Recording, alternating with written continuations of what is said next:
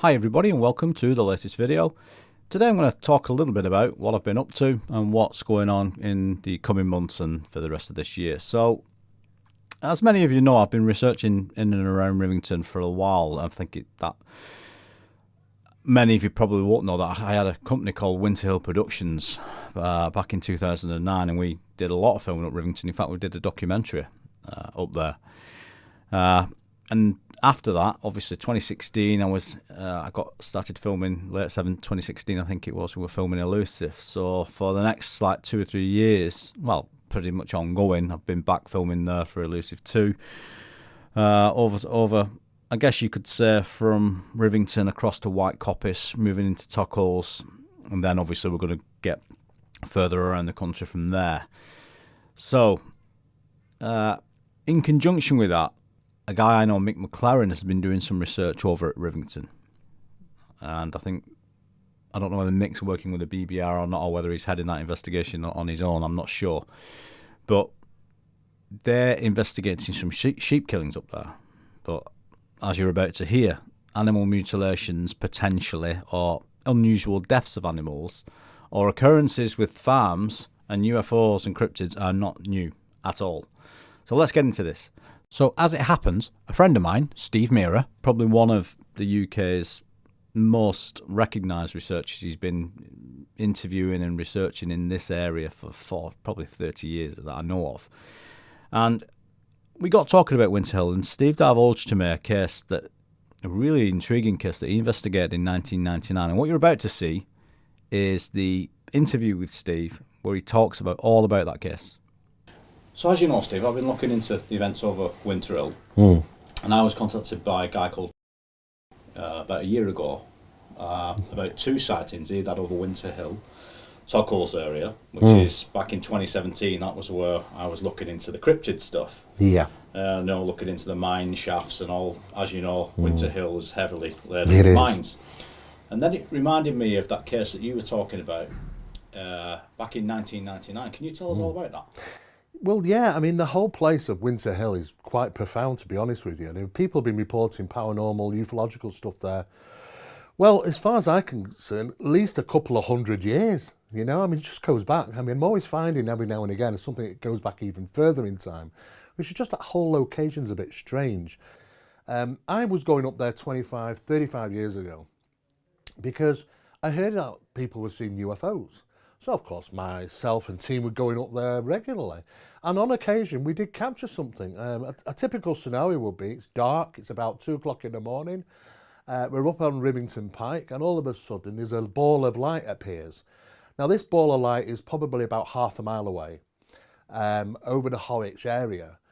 But we can clearly see it's simply just a ball of light that manifested from nowhere. This didn't come travelling into the location, it just appeared. But it was a funny colour. It was like a purpley. It was a very pinky purple colour. And it moved around slowly, so it wasn't anything that was powered. There was no signs of sound, lighting, anything unusual that would indicate anything unusual that would indicate it'd be an air crash, should we say. But I couldn't understand what I was looking at. But we filmed it. We got it on film, and it didn't seem to shy away from cameras, because sometimes this phenomenon can be rather evasive, and it didn't. And we filmed it for a good 45 minutes, and it was just kind of just moving very slowly around the same location. And then what was interesting is how it disappeared. It imploded. It went into itself and just gone. And if that's what people have been seeing, then I can understand people saying, yeah, I'm seeing UFOs up there. I mean, there could be the fact that we might be looking at some geological phenomena, but I've seen Earth-like phenomena. I'm even lucky enough to say I've actually seen ignis fata swamp gas. Not many people have, and it just didn't seem anything that I could put it into, relevant natural phenomena. It seemed something quite profound. But like I say, we got that on film for about 45 minutes. It was really strange. So there are a lot of things seen up there, and structured craft as well. So that got me interested in that location. I thought, because typically back then, 35 years ago, I was well into the UFO phenomena. I was interested in the paranormal as well, but definitely into the UFO stuff. So I thought, okay, what else is going on in this location? And as time's gone on, I've found more and more incidents. I mean, he was a good friend of mine who's passed away now. I mean, some people in the UK may remember him as a researcher, Arthur Tomlinson. Now, Arthur ran a group called DIGAP, Direct Investigation Group of Anomalous Phenomena, or Aerial Phenomena, and it was based in Manchester. And he was quite a well-known UK UFO investigator. And I used to talk with him, I was good friends with him, and there was one particular case he did up on Winter Hill. Now, the only place I've seen this listed, I saw the original report that Arthur had, but I believe it's actually featured in one of Jenny Randall's books. She's quite a prolific UFO author in the UK, and she wrote a book called Men in Black. And I think within the pages of that book, you'll see details of Arthur Tomlinson's case. It was really strange. Some youngish woman who was coming home from work, I believe, travelling in a vehicle. She lives in the Winter Hill area. And it was a reasonably dark night, so I guess probably maybe it's winter time or something. She's travelling home, and all of a sudden this craft or whatever this thing was suddenly swooped down, descended upon the vehicle, lit the vehicle up. There was maybe even rumours that it actually heated up the vehicle to some degree, but she was in absolute panic. This thing, was following the vehicle. She was hysterical. It seemed to buzz around the car for quite some time, and she just put her foot down. She just wanted to get home, get away from this thing. She was petrified. And eventually it disappeared. But what was interesting, I think a day or two later, these people turned up at her house, her mother and father's house actually, and requested to talk. The father kind of just let them in, which is a bit strange because, her father was probably a little bit like, well, who are you and what do you want sort of character, But he was, strangely enough, he kind of let them in and let them talk to their daughter in kind of an interrogation way. But what was really interesting is that, I mean, I don't know who these people were. Were they men in black, government officials from the MOD? Who knows? But one thing is for sure, they knew that she had had this experience. How the hell they knew that, we do not know. But never underestimate, their resources, and I'll come to that in a little bit later. But what was most strange was that she'd never had any problems with her teeth, and all of a sudden she started having problems with her teeth. She kept going backwards and forwards to the dentist with problems, and it was literally her teeth were decaying. Her teeth were, I don't know if it was somehow affected because of this incident, but it's strangely profound how it ties in that her teeth were just crumbling away. And she'd, out of the blue, never had a problem since, prior to the incident. And but of course, they didn't talk too much about it until eventually, I think Arthur Tomlinson got them to talk. Because they were obviously told probably not to talk about the UFO incident that she'd experienced and so on. So that got me really interested. I thought, Men in Black up at Winter Hill, isn't it just an American phenomena? Well, no, it isn't. In fact, there is quite a number of cases in the UK, in Pembrokeshire as well, there's been Men in Black incidents. There's been a scatter of these incidents. Now, we don't know who they are. Sometimes they show MOD badges, MAFF badges, I'll get to that, and all sorts of different things, but probably they might just be covers for whoever they are. I don't know who these people are, but one thing is for sure, they seem to know about the incident. How they know about that, in the middle of nowhere, on top of Winter Hill, in the middle of the night, when she's driving down a lonely country road on her own, how do they know these things? It's how it tells me that I think they have some type of connection to the phenomena, or they're monitoring it to a point where they know exactly where they are, what's going on.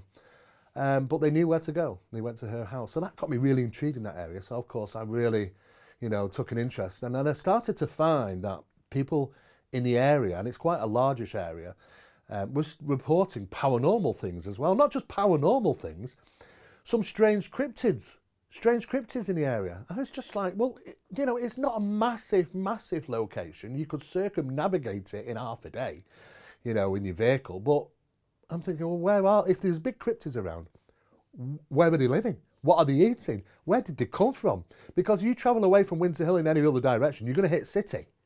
So it's just a strange location, how they ever got there in the first place. Then I got a case come in from two guys who were fishermen, and they were going to reservoirs and stuff, so I don't know if they were doing anything illegal or not, But these are two big strapping lads, and this must have been around about 1997, 98, and these two strapping lads were absolutely horrified of what they experienced. Now, these are the guys that sort of get the camouflage on and they go out in the woods and they go fishing at night and stuff. You know, they're really outdoor guys. And nothing really phases them because there's no street lights around there. You know, it's pitch black at night, you know, but nothing phases these guys. They've been doing it for years, no problem. Until this one particular night up near a place called Walker Woods, or I think near Walker Woods Reservoir or somewhere like that location, in the same location of that vicinity of Winter Hill. And they said they were pursued by something that seemingly was larger than them. And you could literally hear this thing breathe. It was that close to them pursuing, but they couldn't see it. That's what was most frightening for them. You could even see bushes moving. And this thing, they ran for it, to be honest with you. It really spooked them. And they ran through Walker Woods and this thing pursued them. And they could hear it pursuing them, right behind them. Every time they stopped, this thing stopped. But they could see bushes moving, and yet they never caught sight of what the hell this thing was. But they described it as heavy breathing, very large. Even its footsteps seemed heavy. And to be honest, these guys, he said, I'm never going back there. And I thought it's just talk, you know, it's just talk. Yeah, people say, oh, I'm never going back there, you know, but they didn't. They never went back there. They absolutely petrified them. They never went there. I went there and had a look around. I couldn't see anything, you know, I didn't notice anything. But it's not the first time cryptid reports have been, you know, coming out from that location. And of course, there's been the odd animal death. You know, so it's very tricky as to say, you know, what's doing this. We do know that the UK has numerous different black cats, and they are regularly sighted. I used to take details from milkmen up in Winter Hill, delivering the milk in the morning. I've seen this black cat, I've seen this, I've seen that. And, you know, early hours in the morning, you know, you can see probably some strange stuff up there. So maybe some of the animal deaths up there might be attributed. But in 1999, and the most strangest of all incidents, it was a Saturday evening, I remember very clearly, and there was an alert on my phone. I got in, and it was a machine, and you could leave a message, and I pressed it, and it was this guy who was playing hell on the phone. And it was as if he was experiencing this incident as it happened, and somehow he's on the phone to me. And the story is a UFO came down on a farm at Winter Hill, very low, where the cattle are. Now, that got me attention because it's a cattle farm, and there isn't that many up there. You know, most of them are sheep farms. He didn't have a dairy farm, but a cattle farm. And he said this was bothering the cattle. He went out there. He's trying to get the cattle in, and this thing's up in the sky, and this thing swooped down. And he said at some point it was right above him. You know, right above him. And he was looking up at this bright object. He said he must have been only about 10 foot. 15 foot off the ground, this thing was right above him, and he said it was relatively large. Okay, still on top of Winter Hill, and this is not far from the area where on Saturday, November the 13th, a gentleman called Stuart Murphy contacted us regarding a huge unidentified object which is over the farm. Stuart, who works on the farm, reported it to us. He said he was very upset at the time and very worried. And the object stayed over the farm for a couple of minutes, and then it moved off towards the cattle field for a couple of minutes, and he watched it, and then it moved off into the distance. At that time, Stuart was a bit worried about the cattle and ran out to check on them. By the time he'd reached the cattle field, he looked up into the distance and saw the object, whatever it was, turn around and head back towards him. At this point, Stuart started panicking and ran back to the farmhouse. I recall him mentioning that the object was right above his head at one time, probably at least 20 or 30 feet above him. He ran back into the farmhouse, and the object hovered over the building again for a small amount of time. And it was at this point when Stuart telephoned us in a mad panic, trying to explain what was happening and could we help him. This guy was absolutely petrified on the phone. I could hear it in his voice, you know, it was as if he was experiencing the phenomenon, maybe even when he rang me. And he left a message. I rang him back. And I did eventually get in touch with him, and I said to him, you know, tell me what happened. And he said, well, the first thing I did is when I saw this, I thought, let's get the cattle in. You know, because I heard all this rumpus going on out there, and I saw this object, and I saw this light coming down in the field, and it was right above the cattle. The cattle are running around, making a hell of a noise. I was trying to get him in, get him out of there. At some point, this thing was over the top of me. I just ran for it, he said. He ended up getting inside in a panic state and rang the police. Now, at that time, he rang It would have been Horwich, but he actually talked with the Adlington police station was closed, you see, and that's the localist police station. It's a weird up there. They shut half days because they're smaller police stations, you see, and they're only half active. He ends up getting through to the main switchboard, 872-2020 number, the main police place in, I think, Trafford. And I've got a few, at that time in 1999, I was quite well known to doing a lot of work and talking with the police and stuff like that. And they had my number. They knew me, you know, from doing work on Manchester Public Relations with police as well. And cat identification. I used to work with the police for cat identifications in Bramhall and Stockport. So they knew who my number, and they gave him my number. He rang me, left that message on my phone. And of course, my first instinct was, I need to get to this guy and talk to him and find out what the hell has gone on. You know, was any cattle missing? Did this thing come down in the fields with the farm, where the farm is?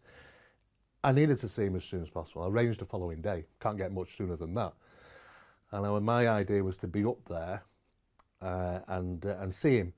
Okay, we've been up here about 6 or 7 times now, trying to locate Stuart Murphy and the farm he actually worked at. What was interesting when he left the phone, the message on the phone was, apart from being panicked, there was a return number, which was a mobile phone, which goes off to the farm wherever it was. We came up here on the Monday, we were unsuccessful because the reason being is Murphy contacted us the following day and said that he'd got up the following morning with a strange mark across his face. It was sore, red and itching, he didn't know what it was, he was a bit worried, he'd never had anything like this before. And then, during the afternoon, Murphy found that there were 3 gentlemen that had visited the farm in black suits, dark suits, claiming to be from the MAFF, which is the Ministry of Agriculture, Fisheries and Foods. They told the farmer, the farm owner, that he was in risk of them closing the farm if he was not to cooperate with them. Then they took Mr. Stuart Murphy aside and physically threatened him and his family regarding what Stuart had seen the night previous. Told him that he weren't allowed to talk about what had been seen, etc. At this, Stuart panicked a little and told the MAFF that he had informed myself regarding the incident, and their reply was that if we also interfere, then we will also get into trouble and be warned, etc.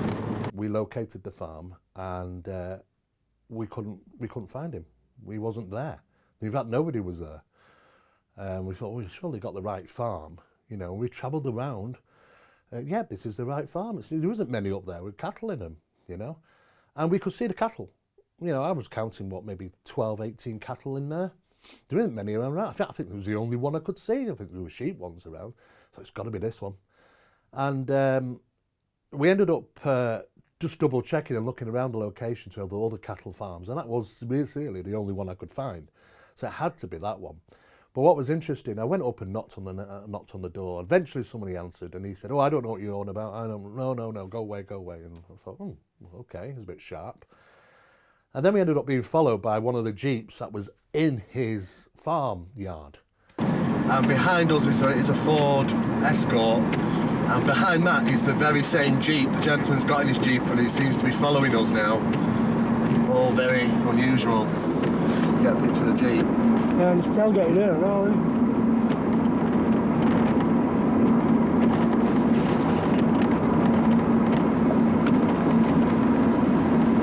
I remember clocking the vehicles, and one was following us for, you know, and we eventually pulled up and we ended up having words, and he wanted to know what we were doing, and I said, well, you know, I'm researching something, you know, what's your problem? You know, he's free to drive around.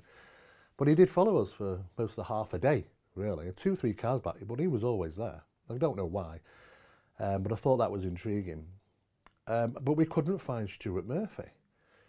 So we went back to the telephones, you know, and eventually we got through to Mr. Wilson.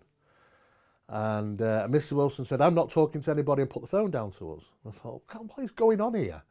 You know, eventually, Mr. Murphy rings us. He said, I was scared to get back in touch with you. I didn't want to meet because on the Sunday, now this is Sunday, this is the day after the incident when he rang us to cancel to the following day. The reason being is that that morning when he was there, officials turned up, 3 of them in a vehicle, a black vehicle, interestingly enough. We went up on the Monday because Stuart said that they were forced him to go with them because he asked about the strange mark on the face, and Stuart had told them that basically he got up in the morning with it and didn't know what it was, and they found this very interesting, and at that they said you'd have to go with them. Stuart would have to go with them for a few days for tests.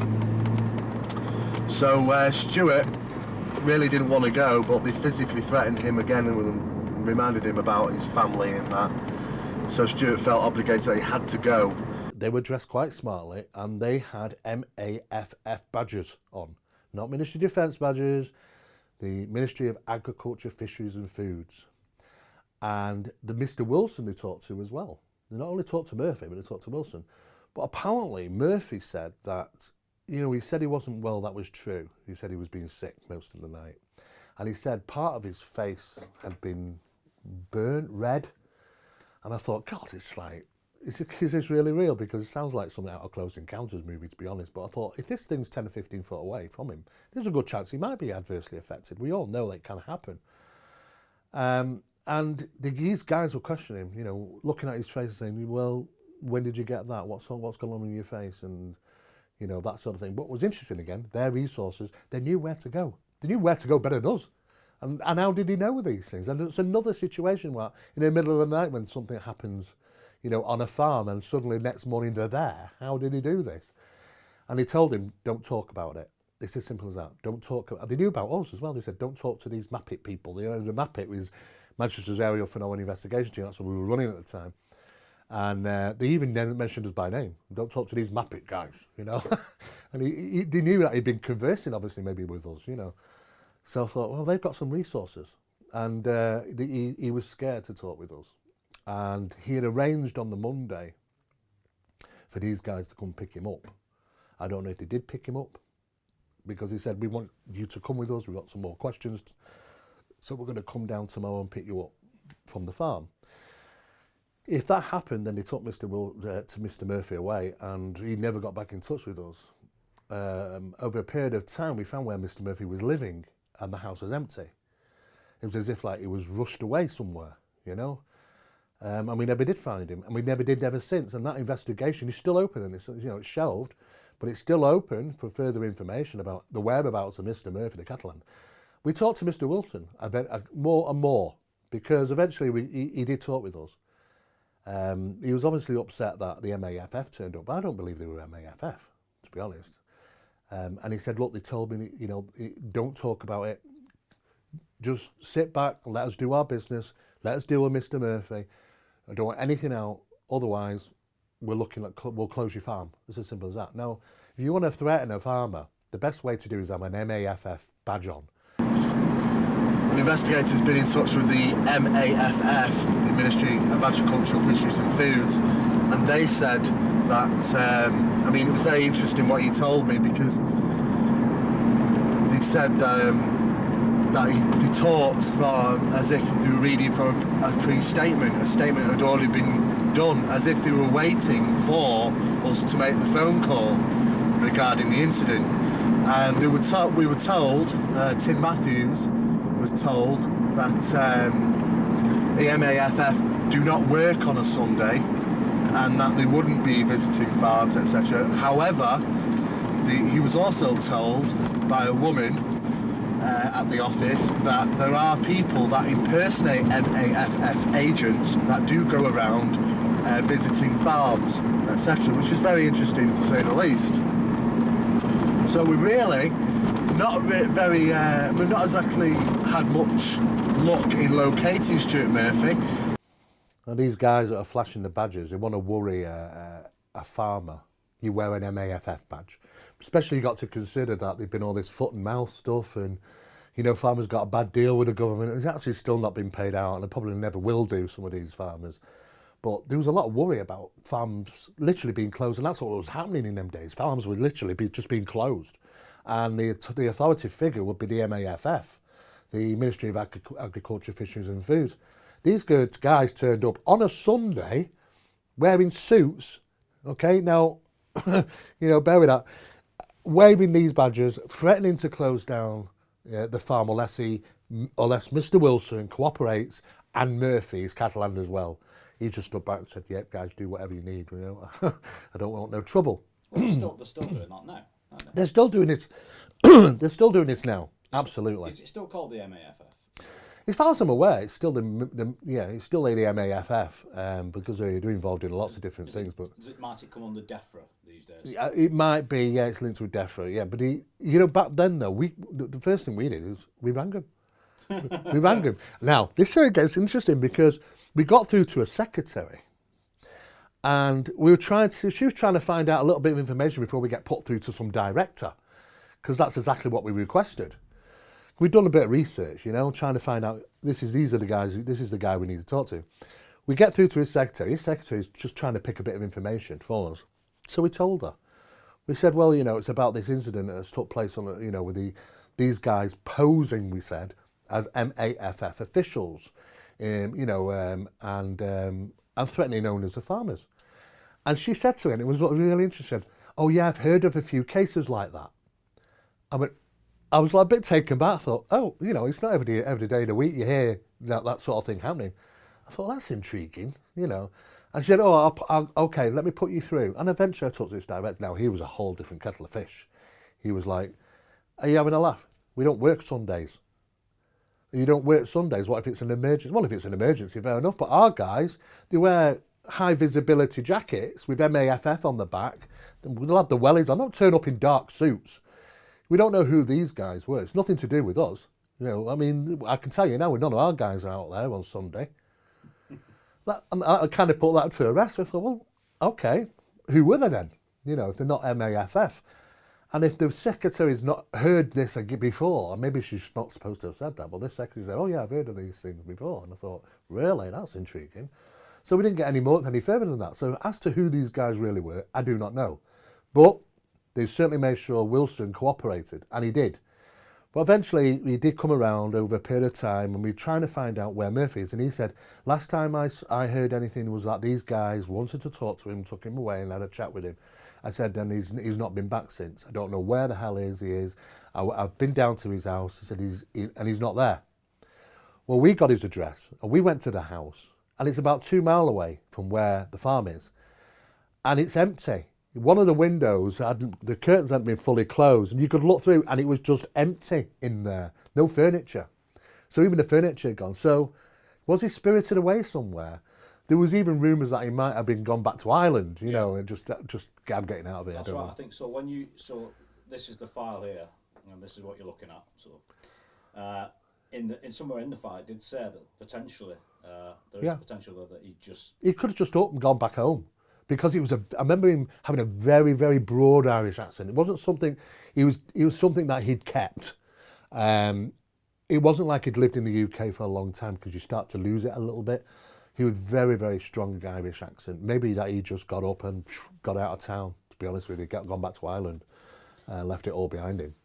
Just some notes that we've had the research team be ringing around farms and realised that a couple of the farmers had said differing things about the cattle market and that. We've not been able to get in touch with cattle market yet. I think it's only open 1 day a week. But on Davyfield Farm, a particular gentleman there who works there said he knows of Stuart Murphy, an elderly Irish guy that works on one of the farms locally. He wasn't too sure what farm. He does work on one of the farms, and that's interesting because it means that this guy actually exists. Anyway, we visited the police numerous times, like we mentioned, and it's all been promises of we'll help, we'll do this, we'll do that, we'll take on board what you said. We can't file a missing persons report for Stuart Murphy because we're not relatives, but they did file what they call an observation report. They've listened to the tape, which was interesting, and they took on board but we haven't really had much assistance for a long run. But it's not as if the weirdness stops there, because you had your own side, didn't you, up there? Well, I did, yeah. I mean, you know, that case is still open. You know, I mean, the cattle disappeared eventually. A week or so later, they went. We couldn't track them to market. We know the ID numbers. We tracked them, the numbers. They didn't turn up at market. They didn't go to slaughter. We just disappeared. God knows what even happened. And they never had cattle on there since. And we monitored that for 3 months, that farm. But it's not the only type of incident of up there like that. I mean, there have been other UFO incidents that I've been seeing. It was right next door to British Aerospace, which used to be literally round the corner from Winter Hill. And it's not there now anymore. But at the time we were investigating, they were there. And fingers were being pointed to them as if to, I wonder if they're test flying something, some exotic craft and stuff. You know, but the people up at Winter Hill, the transmission, is a big transmission pole there which carries the TV signals across the country. Even the guys that work there will say, oh, there's always strange things flying around here, you know. Just take it as in a stride, you know. But yeah, it was about 3 years ago, and this is where it really came home for me. It was a lovely night, it was summer, and my partner said, let's go for a drive, and we had a drive up to Winter Hill. And it's a beautiful scenery up there. When you get up to the top up there, on a really good clear day, you can see in the distance Jodrell Bank to your left, and you can actually see Blackpool Tower to your right. So, you know, the visibility you get on a clear day is fantastic. And I knew the area well, so we went up the old bumpy little road up towards Rivington Pike, and we got to the top, and we kind of just rested there for about an hour, taking the view, and that. We had a chit-chat. And I thought, okay, well, it's just, you know, that time when it's just, the sun is just set. That's probably a key thing, actually. The sun had just set, but it was still light enough just to kind of see. We headed down. I mean, it wasn't a time when we had to put the lights on, so it's just prior to when you get to that, oh, I need to put the lights on the vehicle. We were coming back down. I remember passing a guy on the right. He's in a bit of a lay-by. He's got one of those small, white, small transit type vans, and he's got the bonnet up, and he's in there with the engine. I'm assuming he had a problem with the vehicle. So I clocked him, you know, me and my partner clocked him there, and as we're just heading down, we're going relatively slow because it's quite a bumpy road, there's no tarmac down, so we're taking it slowly, we're not going very fast, it was probably only 5-6 miles an hour at that time. And it's hard to explain what happened, but something came flying across. Now, it was so weird. It came flying across, and I thought, what the hell is that? And it's only about 15, 20 foot off the ground, and it came right in front of us, and I'm clocking this, and it shot across in the sky, about 15, 20 foot, and shot down behind this stone wall, just past this guy who's got this van. And as I'm looking, because I'm following this, as I'm looking, it pops up, and it had white hands. It had big wiry hair. Its face was completely white. I didn't see any eyes apart from just blackness, and its mouth was open very wide, and it was black. It was like, I thought, oh my God. And I looked at it, and then I sat back. And to be honest, at that moment in time, I can't remember what I was doing or what I was thinking. But how it happened was, a minute or two later, I looked to my partner and I said, did you just see something? And all of a sudden, she slammed those brakes on the car, slammed them on. And she looked at me and she went, oh my God. She said, did you just see something over that wall? And I went, oh my God, yes. Because, you know, I mean, I thought, is it just me seeing something? But what's interesting is that being an investigator, and I've been doing this nearly 40 years, there has been times, I admit, that I have seen some weird stuff. And I can't, to be honest, I don't know what the hell it is. I'd have to put it in the category of supernatural, paranormal. It's happened on occasion. I have witnessed things I can't rationalise. But something strange happens to your psychology, the whole incident, how it affects you. Anybody will tell you, who knows me, is that I should have been straight out of that car. I would have been chasing this bloody thing, you know. That's me. I'm not afraid of these things. They don't bother me. I would pursue them, you know. I'd chase after it or whatever, you know. That's me. What the hell am I doing? Going back, sitting back for another 2 or 3 minutes, just doing nothing. This is what's happened before. This is like my actions. I've seen something come straight in, like on an unknown object, straight, in the sky, and I'm like, I've got a camera around me. Why am I taking a picture? I'm not acting as I normally would. It's as if like I can't act normally when that incident happens. It's like, well, you're not going to do anything. You're going to be an observer, and that's all I'm going to be allowed to do. But afterwards, it's like, why the hell did I not get out? Anybody, I would have been straight out that car, and I just cannot understand the reasons why I didn't. That tells me something, and it tells me only because I've had that time and time again when I've had these type of experiences, is that somehow it blocks your normal processes of thinking.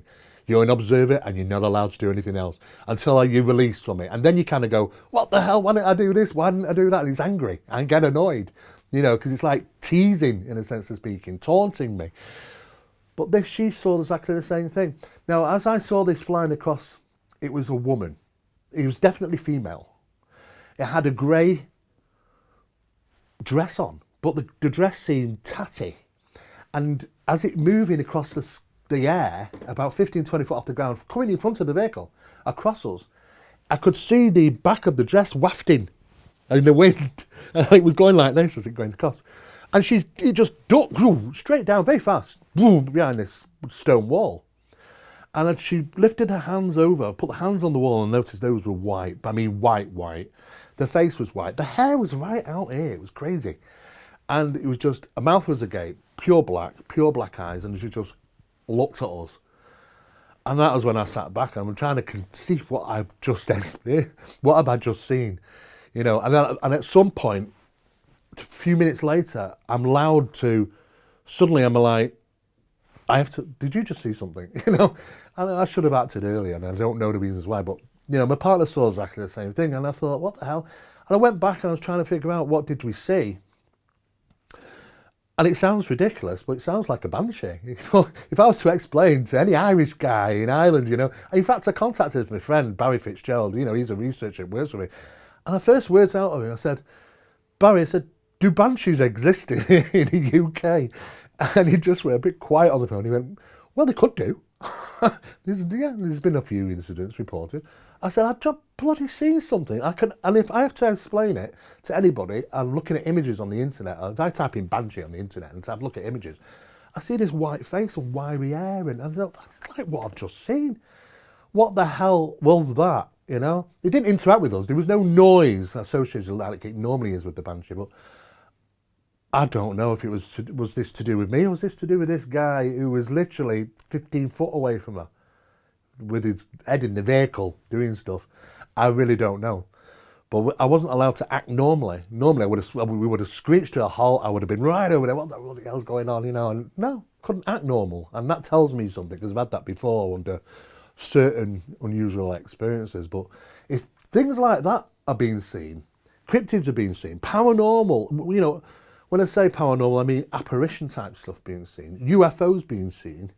There's all sorts of, it seems to be an area, it's associated to many things. I call it phenomenology. It's an area that is, acutely associated with lots of different types of things. As far as I'm aware, in my work, most people will know, I look at these things as a central point, and I say, okay, what's in the pot? I don't separate ufology from paranormal, because, the more you research it, you'll find that it all kind of consists of one great big bucket of soup, in the sense of speaking. They're just all ingredients. And this phenomena has many masks. It can represent as paranormal, supernatural, spiritual, ufological. There's all cocktail of stuff in there. But it seems to be that location. Again, right on that location. And I've been up there so many times. I've never seen that before. But that was only 3 years ago. I've been going up there for a long time, but I have no explanation for it. Absolutely no explanation for it for this day. Now, you'll know yourself, up there, one of the problems of Winter Hill is, like you said earlier, is that there are no lights. It is pitch dark, so if you're up there and you're trying to get to the bottom of what currently there's been a bunch of sheep that the BBI are investigating some sheep killings. Now, and they have said that it could well be natural. But what are the difficulties, and what kind of kit would you suggest that people take up there? Well, the problem is we're investigating something like that which could be responsible for the animal mutilations or killings. I mean, we still do a lot of research. There's been quite a number of horses that have recently been mutilated and found exsanguinated and missing soft tissue in France. The police are trying to put it down to some, some mad person going out there. But I'll tell you now, trying to shift 15 to 40 gallons of blood out of an animal is not an easy task in the middle of the night, and horses, I mean, sometimes horses won't even let you get near them, let alone at the night, they're not the easiest of animals to deal with. But, we've recently also had cattle mutilations in Todmorden. And if you want to look at a straight line between there, like Winter Hill and Todmorden, we're talking 15 miles at the most or something. It's just, and those are similar incidents. So yes, animals are being killed. If they're suspicious killings, then when you're going up there, you need some type of, you need to be able to see. You've got to be able to give yourself chance to obtain evidence. Doing it up there, it's pitch black, as you said. You're going to need some type of infrared technology. You're going to be able to need to see. I'd also say use drones if you can. I mean, you can even get infrared on drones now. You can fly around. I mean, as long as there's a light on your drone, you can see roughly where it is. But like I say, drones, aerial footage. But it's a matter of, if it is a cat, for an example, because I've done big cat sightings. We used to use foxway. We used to put it on there. Someone told me years ago, you got to disguise your scent, Steve, because always be aware which the wind direction's going, because the animals can smell you a mile off, let alone see you better in the dark, Right, okay, so I remember getting these nice shoes and I put some foxway on it. Well, oh my God, they ended up in the bin. Because once you put it on, you'll never get rid of it, but it does stink. But it does disguise, and these guys know what they're doing, these professionals, and sometimes there are things which are a bit profound which are happening regarding animal deaths. If it's happening up there, and let's say, cryptids have been reported and been seen, it's not the first time that's been reported, but now you've got some physical evidence of an animal death. Is it associated? Well, according to the information about these animal deaths, they're a bit unusual. From what I've heard, it doesn't look like a cat kill. Usually you can tell when, a wild animal is had a go at a sheep. Usually there's a scene of investigation right there at your fingertips. It gives you clues and you can kind of work out what's gone on. But if there is something profound happening to these animals, you've got to get into that location. You've got to be stealthy. In other words, you've got to be aware of the wind direction, because we might not be able to smell ourselves, but animals can acutely, up to 200-300 times, some of these animals can smell us miles away. They know when we're in the area. They hear better than us. They see better than us. And they smell a lot better than us. Their scent, they can pick us up easily. So disguising your scent to some degree. Don't wear aftershaves and stuff. And also be aware of the wind direction. Try and make sure that the winds are facing you is always good if you're investigating forward. There's ways of disguising your own scent to some degree, but it does come with a warning if you're using foxway, But also being able to see. You've got to be able to see, infrared technology, using drones. But I've always said, always take something that could measure radiation, could measure geological phenomena, or EMFs or GMFs in the area. Because sometimes, and just sometimes where these incidents have happened, you might get radiation spikes. You might get some type of geological phenomena taking place, some geomagnetic energies, which you can use certain types. Don't go out there with K2 meters using like the guys do out of paranormal programs. That's just a waste. That's all toys and lights. What you need is a tri-field meter. You want to go out there with a tri-field meter. You want to go out there with a geological piece of equipment which will measure the geological magnetic effects of the land in that location. But most of all, check for radiation as well, because sometimes when it has been something strange that's been responsible for these animal killings, they've left traces of evidence behind, be it radiation, just where the animal is. So things like that are always handy to get. Now, it's not easy to go out and run out and buy a radiation meter. They're expensive, and they've got to be calibrated. But now they do ones that connect to your phone. There are special different things that can connect to your phone, connects to pieces of a little cheap equipment. There are more electronic versions of things now which you can utilise out in the field, rather than the old Second World War Geiger counters and stuff. They look great, but they're not really practical. What about the time of part of being on the spot when these things happen allows for, it stops predation, for example. Yeah, well, that's actually a very good point, and not everybody actually asks that question because it goes into a door that leads you into a whole different area. There are key points on land that have been associated to this type of phenomena, and it goes back hundreds, if not thousands of years. Now, this phenomena, it's always been ever present, and it's always been doing its own little thing. You know, we have stories of cryptid sightings, fairy folk people, and just as much as in this country, you know, when we talk about the location of Rendlesham Forest, you know, and the UFO activity, I'm more interested in, well, what was going on before that? Oh, yeah, there was UFO sightings there before even that. And why is all the local towns all named after like Elvin and gnomes and things? Because it was renowned for crypto stuff there. It was renowned for gentry, folklore, things, small people being seen and having strange encounters, paranormal disturbances. You know, it's a key location, just as it is even now probably, you know, after the 1980 UFO incident, where everybody seems to talk about. But key places on the land have this age of phenomena tied to it. And sometimes it's tied to the land. It's not just, you know, something that just happens. When you actually do the research, it goes back sometimes hundreds, if not thousands of years, and not just in the UK, but all over the world. I've visited in some of these locations and still experienced some strange stuff. It still takes place in these locations. But when these animal attacks tend to be happening, it looks at sometimes animal attacks happen even when the animal is stood up.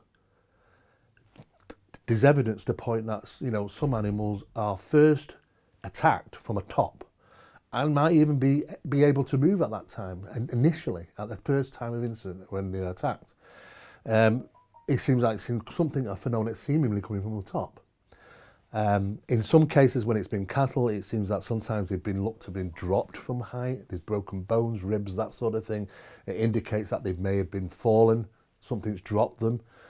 Of course, the lighter because they're exsanguinated, you know, so where is all that blood going? But I would say the key times are just when the sun sets. And it ties in with multitudes of other types of phenomena. And it always has been like that since beyond medieval times, thousands of years ago.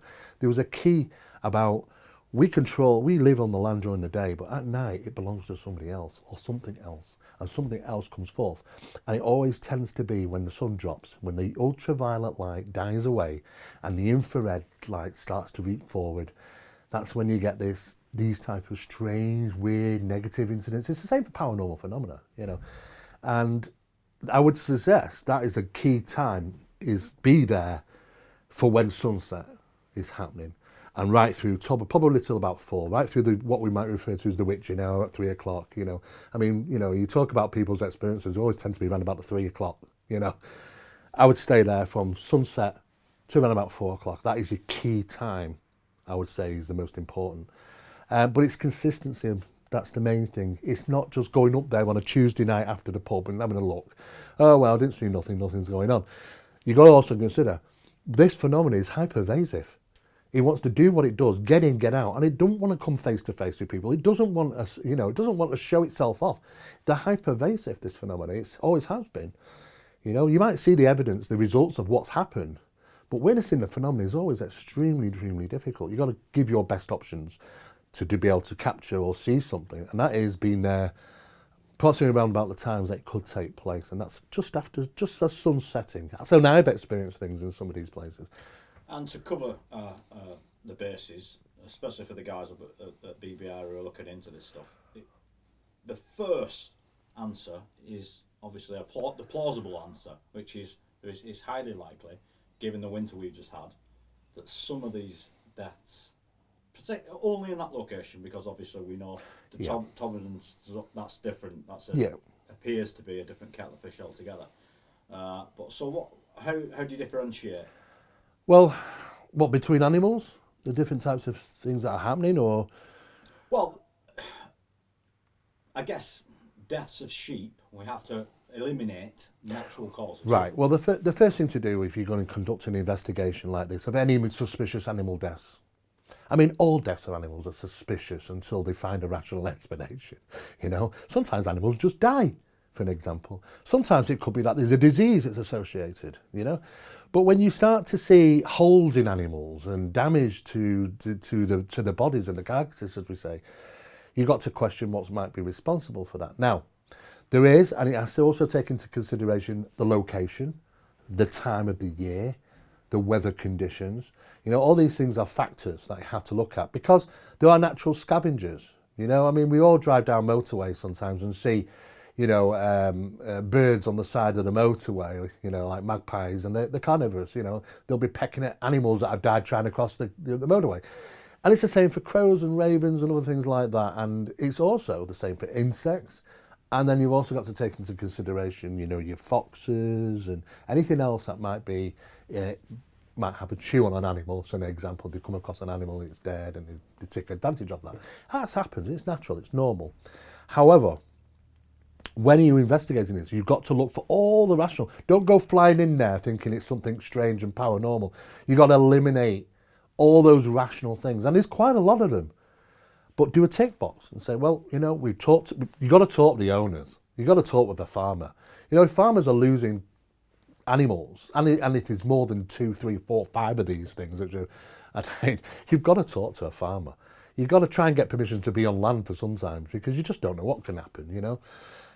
Talk with a farmer. Sometimes, you know, they might turn around and say, well, yeah, I haven't told anybody, but this has been happening. You know, you've got to communicate. You've got to open up communications because sometimes it's vital information there, lying there, which you need to know. You know, and sometimes you might never do that because you don't contact the people who own the farms, you know, who own the livestock. So that's maybe one of the first things to try and do is identify who owns the livestock and try and talk with them. Secondly, it's ruling out all those rational things. You know, can it be this? Can it be that? And if you're going down this tick list and you actually tick all these, you know, all these rational explanations you're looking at, and it can't be that, it can't be that.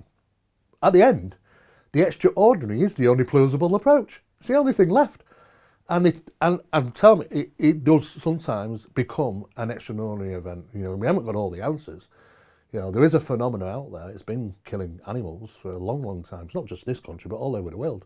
And it continues to do so. This isn't a new phenomenon. It's been going on for hundreds of years. You know, so I don't know. I don't know what type of stealthy phenomena is taking place, which it can target animals in the middle of the night. I mean, sheep are skittish, you know, and they've got reasonably good eyesight and hearing, you know. You start walking across a field with sheep in, you certainly know how skittish they can be. You know, isolating one and killing one is not an easy task, you know, for any animal. I mean, cats, you know, they've thousands of years have learnt to do that, you know, become the way they are to survive. But a phenomena to do this, you know, it takes intelligence, a lot of intelligence. It takes understanding the animals, how they act, you know, when best to strike, you know, what location, what timings, all sorts of things come into play. You know, so if we are dealing with something quite unusual, then it's certainly stealthy. And it is a phenomenon that can seemingly creep up right under the noses of these animals and not even be aware, and then strike, and swiftly, you know. I mean, that discounts, I suppose, that what you're saying there, I suppose, relates to, we'll call it, unknown phenomena. Well, let's say we're talking about, for example, a cat, or a slightly more paranormal or supernatural. Let's say it's something like a Bigfoot or a Cryptid. What are the differences between those two? Would you expect it to be the wounds to be more natural, I suppose, is the way of putting it? Well, when it comes to cat kills, I mean, the most rational explanations for animal killings in the UK, when it comes to sheep, for an example, is cat kills. You know, I mean, we are aware of them. You know, there are organisations out there which work with the police, and they have a big database, and they know they exist. You know, but their job is to protect them. Believe it or not, it's their job to make sure you haven't got idiots going out there with pellet guns shooting these wild cats, because sometimes, you know, they'll defend themselves. There was an incident years back about a large cat which seemingly attacked this young boy in Leicester. Headlines all over the UK papers. Turns out when we investigated things, this animal, this cat, and it was a wild cat, not native to this country, but may have been here for a long time, seemingly was quite friendly.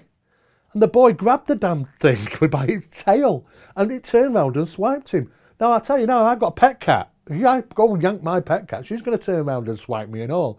Well, all hell broke loose, you know. The media said, well, you know, there's a dangerous cat on the loose, killer cat, all this sort of thing. People were out there, you know, pellet guns and all sorts of things. It's just, you know, the cats will defend themselves, you know, it's just in their nature to, you know, everybody, all they want to do is survive, and it's hard.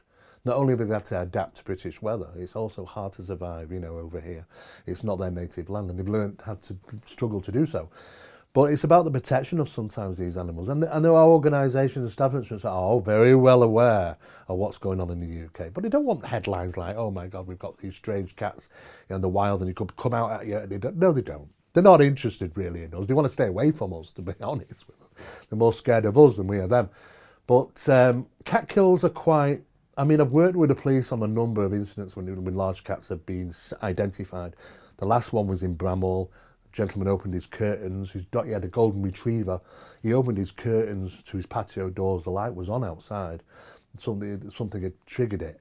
And on his patio, right outside those glass doors, was what only can describe as like a black puma. And it said it was massive.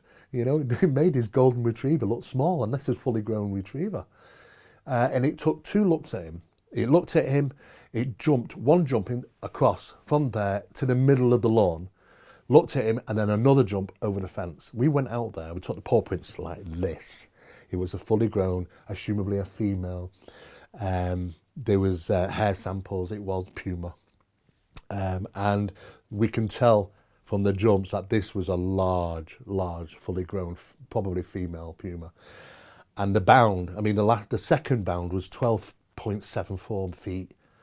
That's the second bound. It cleared the fence. I mean, you know, that's just incredible for these animals. You know, when they do that, they have incredible strength and power, and they're very stealthy. And the thing is that we know when those are killing things because they tend to kill in the same manner. The first thing that most cats will do is go for the stranglehold. They'll grab the animal, hook it, and try and get to the neck. They'll bite down on its windpipe because they want the animal to suffocate. It's not about drawing blood.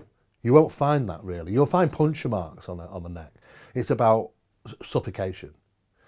Because they don't want it, they want as least problem.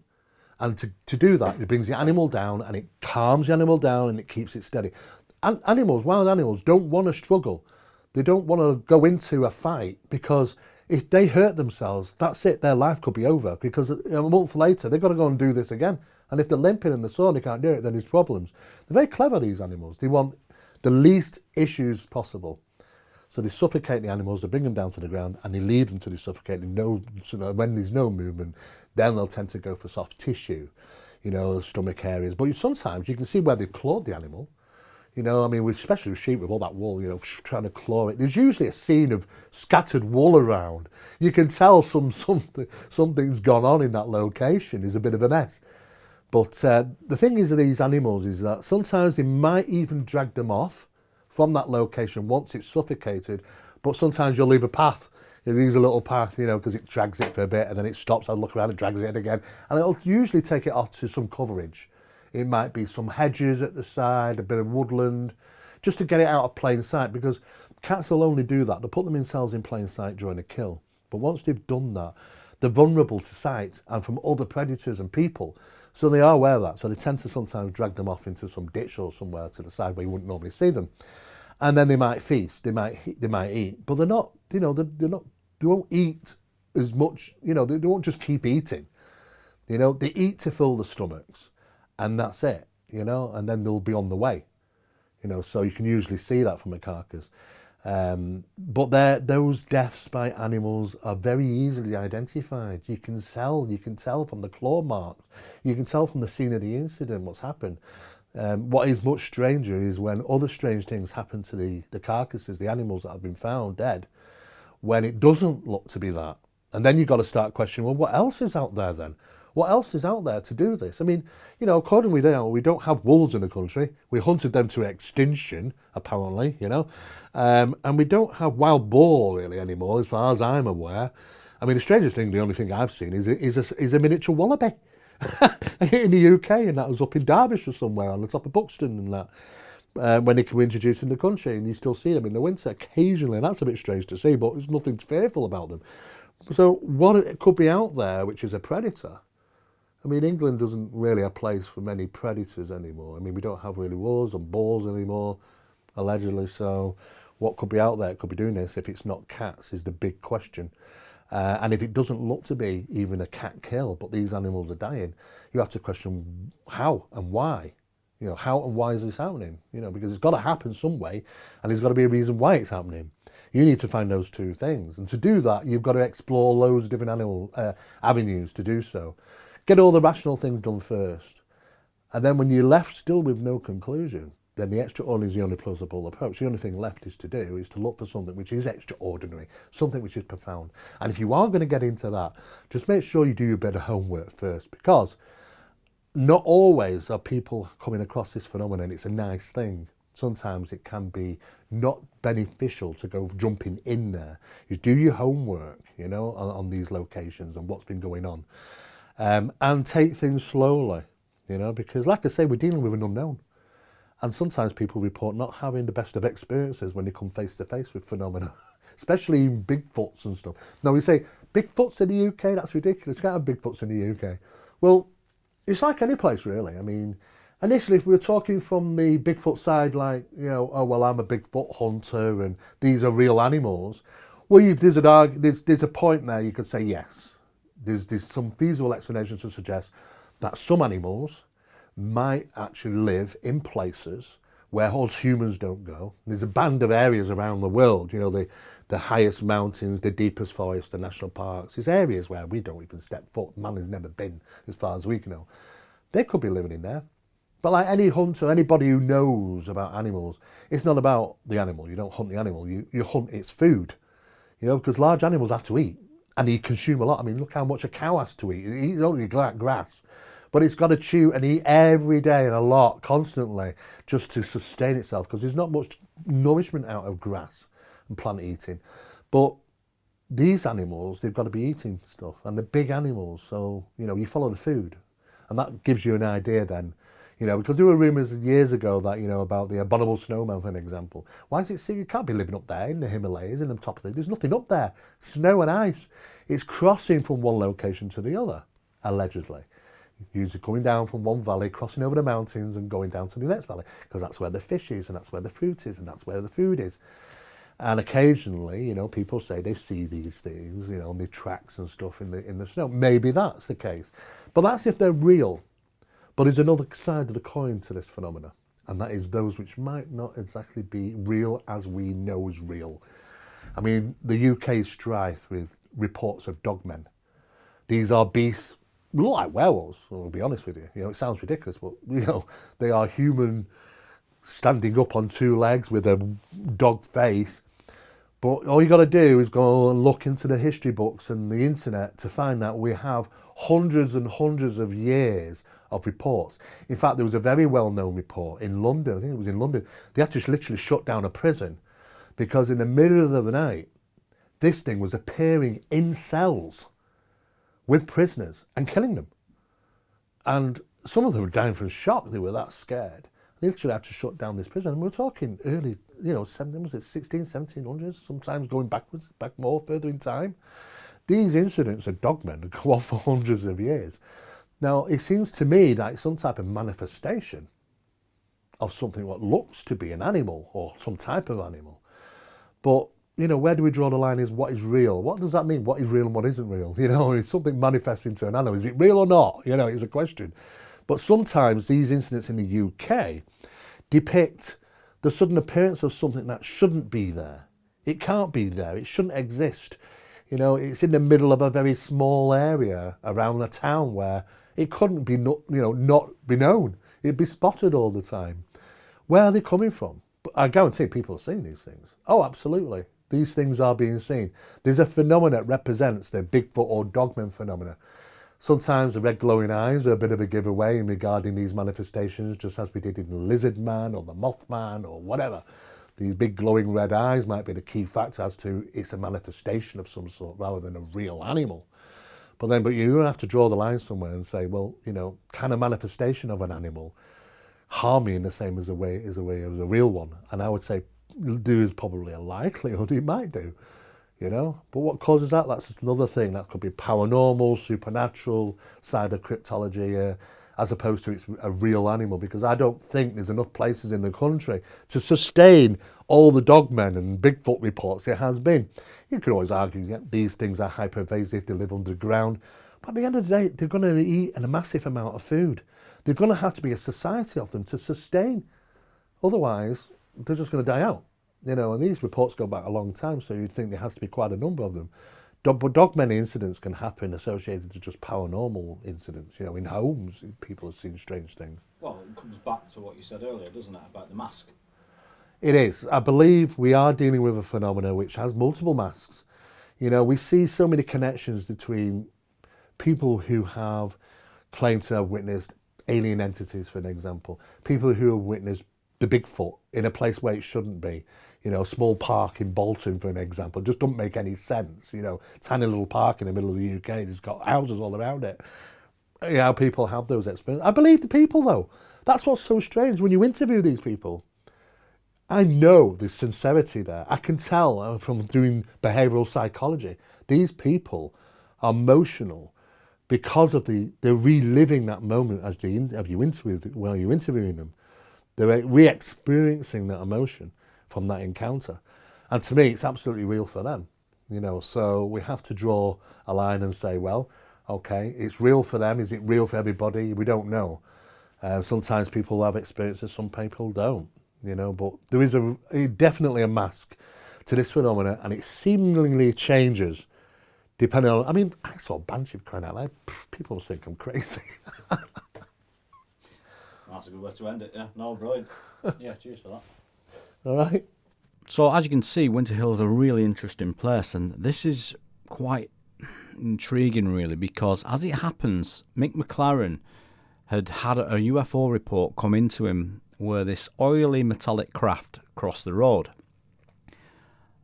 And where that happened, we believe, is the exact place where the UFO was sighted, and this case involving Stuart Murphy. Now, of course, with the time in between those cases, obviously, you know, there's no connection, but the exact location, and obviously that place is known for, you know, the cryptids, and that's where I recorded these strange sounds in the wood that day. It's also where I found the footprints. I still think they were human, if I'm honest, but there are a lot of people that think differently.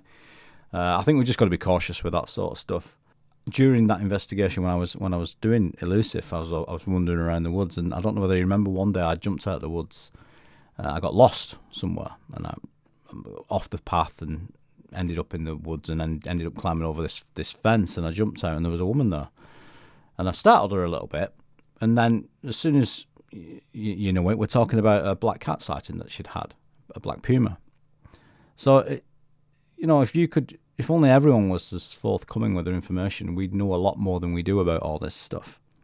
Morning, everybody. I'm here with Mick Mclaren and Carolan Smith, and we're up at Rivington Pike, or Winter Hill, as you can see there in the background. And I've come here today really to look into the various cases. I've had a couple of UFO cases come in over the last 2 months, and obviously I'm aware that there's been a few cryptid sightings, or a suspected cryptid sighting, and some sheep killings here.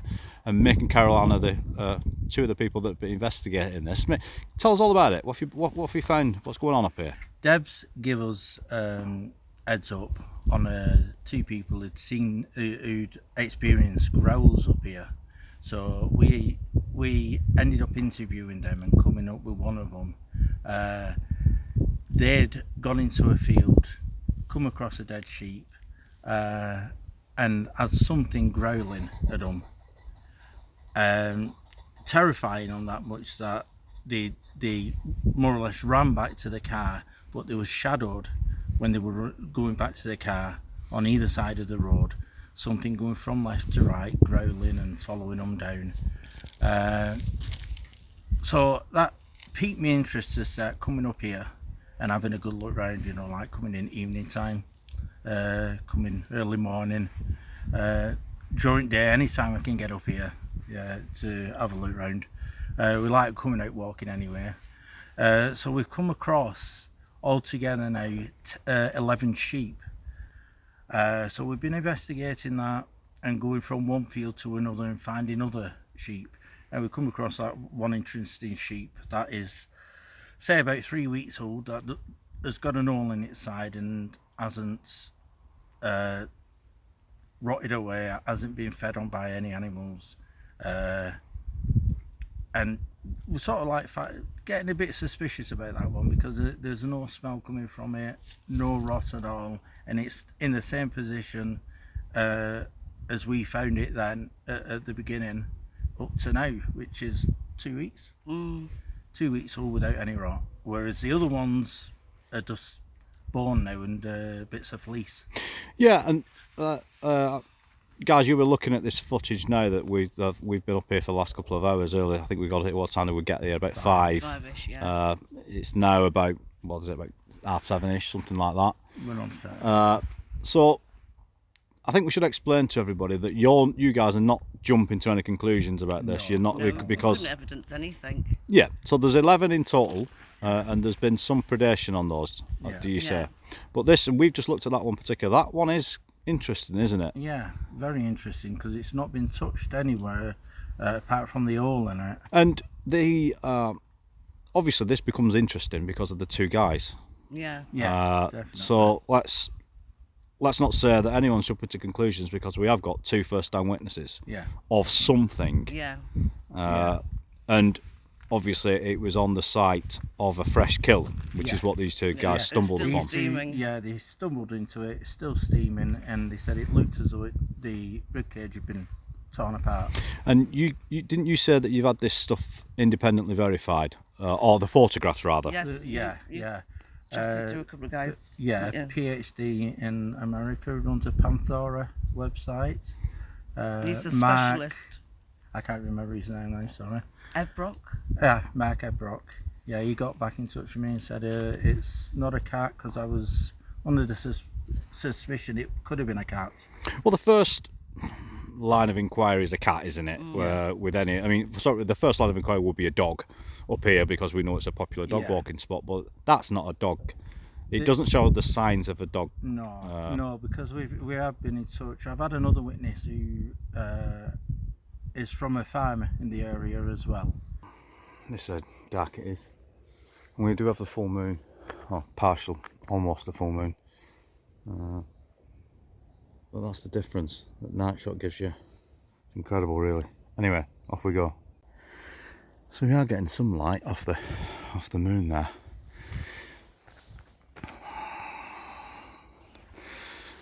The thing is with this stuff, as I've said it before, if you're going to do this, you've got to get out.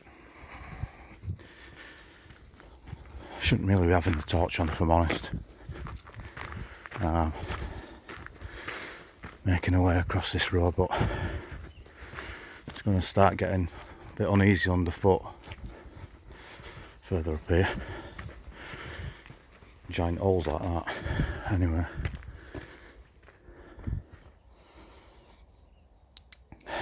so why we're here, I guess, is the question. And I mean, I'm not the only one here. Cyclist there. I mean, that's a bit. I thought I were a bit crazy getting up this early, coming up here on my own, but he's on a bike. There's giant holes in this road.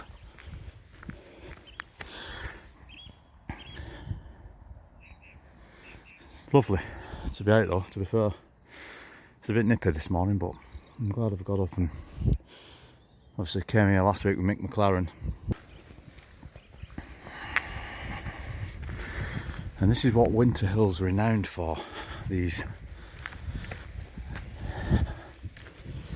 cases of UFOs, hauntings, ghosts, bloody cryptids.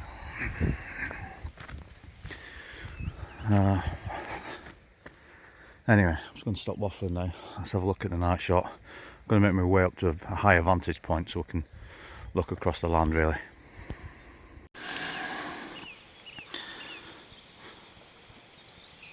So that looks great, doesn't it? I mean, I still can't believe how good. I've got the Psionics down to 15 frames a second for that extra stop of light.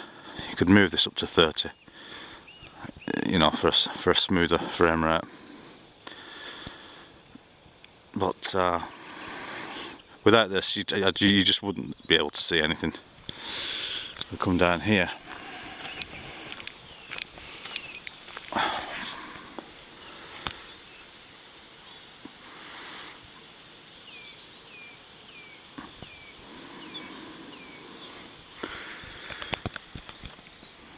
The thing is for this place as well, as I said earlier in the video, there's a guy reported, an old friend of mine from Astley Bridge, reported 2 UFO sightings, but I suspect there's more up here and in and around the area, because the opposite side of Winter Hill, of course, is the place where I used to research the cryptid sightings. It's where I found the footprints on white coppice, after all.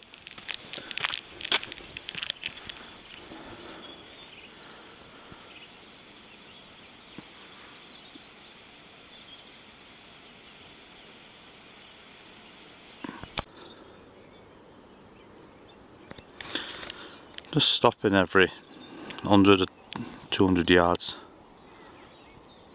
just for a look down here. Sightings of the big cats here as well.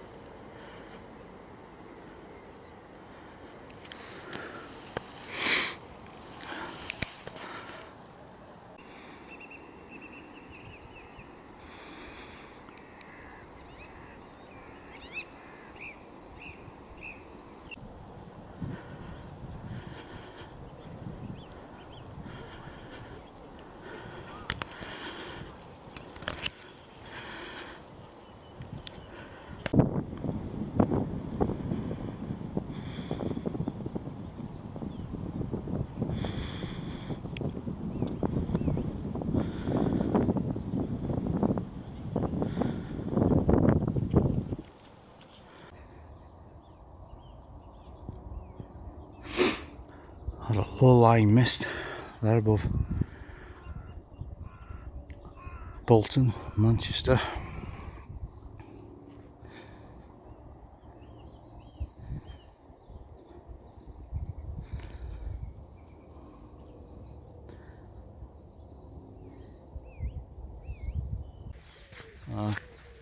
As ever with these trips, not a lot happens.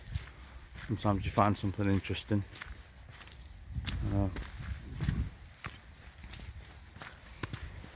Heard about a few black cat reports as well in this area, which again is nothing new. It's, you know, it's surprising, isn't it? If you spend, I've had a friend of mine having a look at some of the recent stuff around here, and if you look for it hard enough, you'll find it. But it's good to be out again. It's a nice day today. The weather's a lot milder, and it's weird being out early again on your own, because it's a bit creepy, isn't it? Especially when there's been all right this morning, because we had a little bit of moonlight, but there's only those idiots foolish enough to do it, to get up at that time.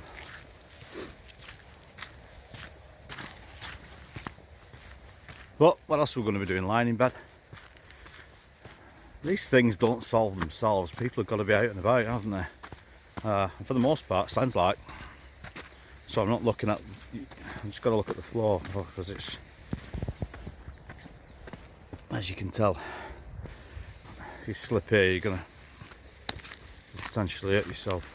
In fact, someone did it themselves only a couple of weeks ago up here and had to be rescued. Just as simple, you know, if you're a couple of miles behind me, head that way, and you slip and break your ankle, which I think this is what that guy did. Can happen.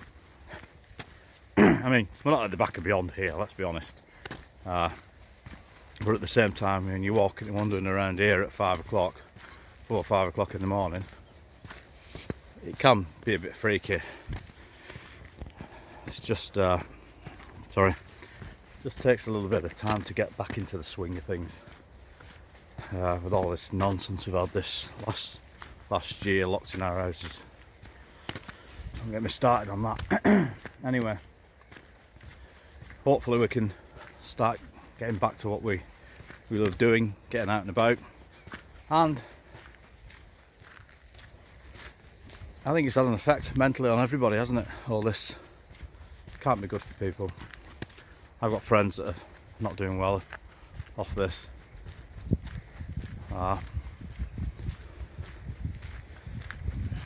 It's a sad state of affairs that it's come to this. So to summarise, I guess you could say that the investigation goes on and the team aren't really drawing any conclusions at this state, and I think that's exactly the right thing to do. I think Lee, Mick and Carolan are right in saying that they can't evidence anything, and to jump to a supernatural conclusion would be a little bit too early for that. Look, everybody knows that Winter Hill has a history of bizarre accounts and events, but it also has a history of some terrible dog attacks that have been ongoing for at least the last 12 years, 12, 15 years.